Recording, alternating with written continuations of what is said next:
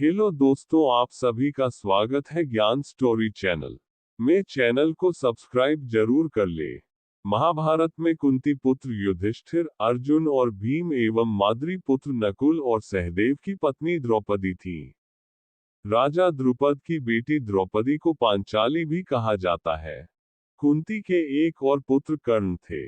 कर्ण को कुंती ने विवाह पूर्व जन्म दिया था और एक नदी में बहा दिया था। अदिर्त नामक एक रथी को कर्ण मिले और उन्होंने उसे पाला था। उस रथी की पत्नी का नाम राधे था, इसलिए कर्ण को राधेय भी कहा जाता है। बहुत कम लोगों को ज्ञात होगा कि कर्ण, द्रौपदी और श्री कृष्ण के शरीर में एक समानता थी।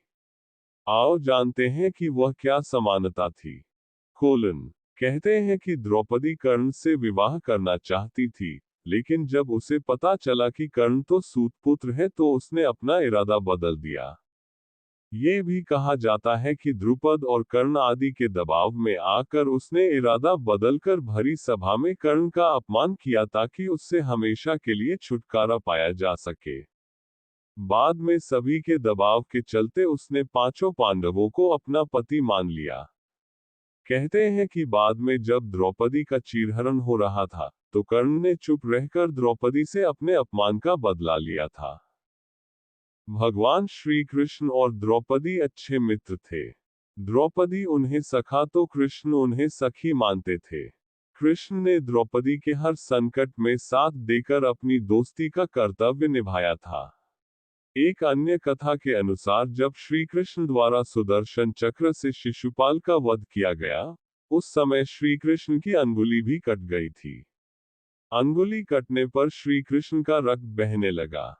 तब द्रौपदी ने अपनी साड़ी फाड़कर श्री कृष्ण की अंगुली पर बांधी थी। इस कर्म के बदले श्री कृष्ण ने द्रौपदी को आशीर्वाद देकर कहा था कि एक दिन मैं अवश्य तुम्हारी साड़ी की कीमत अदा करूंगा। इन कर्मों की वजह से श्री कृष्ण ने द्रौपदी के चीरहरण के समय उनकी साड़ी को इस पुण्य के बदले ब्याज सहित इतना बढ़ाकर लौटा दिया और उनकी लाज बच गई।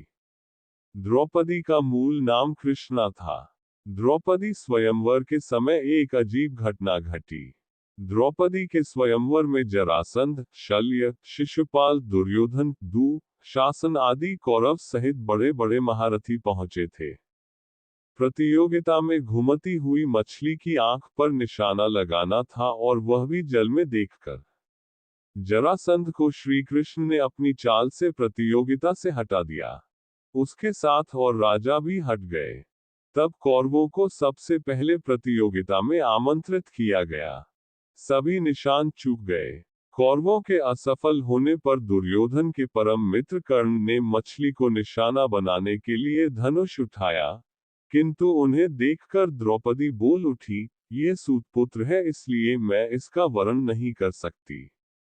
द्रौपदी के वचनों को सुनकर कर्ण ने लज्जित होकर धनुष बाण रख दिया।